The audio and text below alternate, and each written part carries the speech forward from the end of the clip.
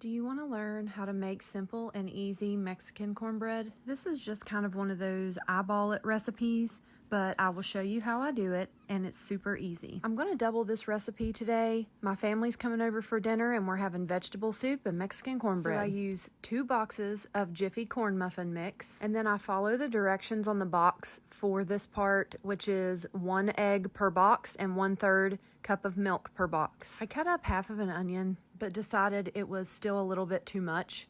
So I only used about 1/4 of an onion for this recipe. We're not huge onion people, but if you like onion, add the whole half. We grow and can our own peppers here, so I don't really measure this part. I just get a little bit of banana peppers out and add them to it, as well as jalapenos. I don't add a ton of jalapenos either because I don't want it too hot, so just chop them up real small and add them to your bowl. I also added a little bit more than half of this can of cream corn, and then about half a bag of Mexican style cheese. And then you can use any kind of oil here, vegetable oil. This is canola oil. I just splashed a little bit in there. I almost forgot to add just a little bit of sugar, so I throw it in here in a second. And I just add a little bit more sugar because the Jiffy mix is already sweet. I would normally only do 1 box of Jiffy,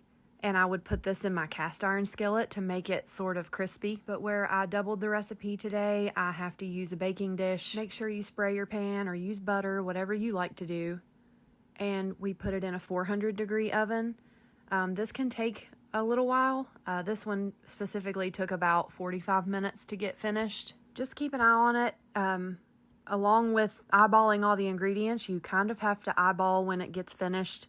This is a very moist cornbread, so you're looking for it to get crispy brown on top. After it's good and crispy brown, you'll know it's ready to serve. I know there's many ways to make this dish. This is just how I do it, how I was taught. This recipe is kind of foolproof. You can really add more or less of each ingredient and it will turn out great. It all just depends on what you and your family likes. But I hope you give it a try. Enjoy.